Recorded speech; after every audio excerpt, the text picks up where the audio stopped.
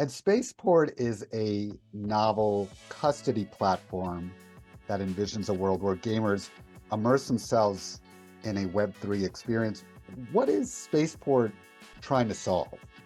Essentially, the specific problem that we identified, and there's a lot of studies being done about this. So, for example, Blockchain Gaming Alliance, which actually one of our advisors, Yasmina Kazitani, she's a senior advisor, senior manager there.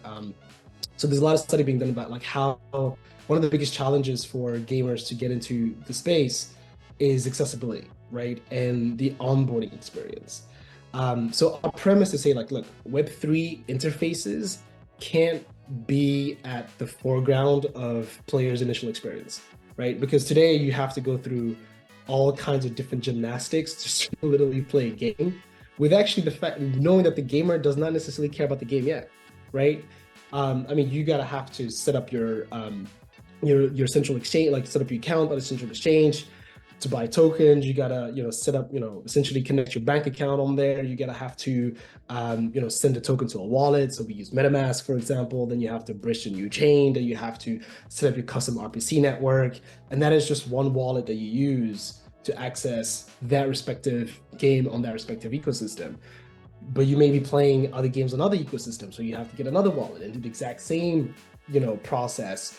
And say you play three different games, God forbid, on three different networks, you have to operate that through three different types of wallets with using MetaMask, making sure that you got all your seed phrases secure somewhere.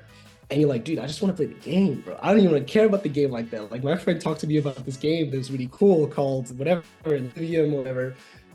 And I have to go do all this thing. This is a lot, right? So I'm saying basically the team were like, look, guys, there's a lot of competing forces out there, right? You have your Netflix, your HBO, you got your mobile phone, right? Console. They all are competing forces for your time as a player.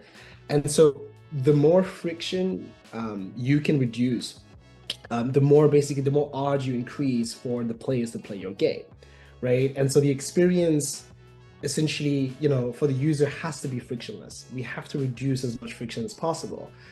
And that is what we want to do. We technically want to remove the Web3 interfaces for the player's experience so that they don't even feel like it's Web3. They just can play their games immediately.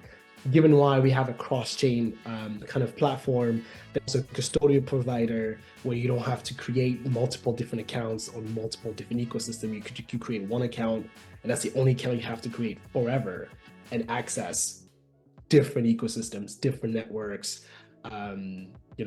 on the platform, and then play the game on the platform as well, given why it's a marketplace as well.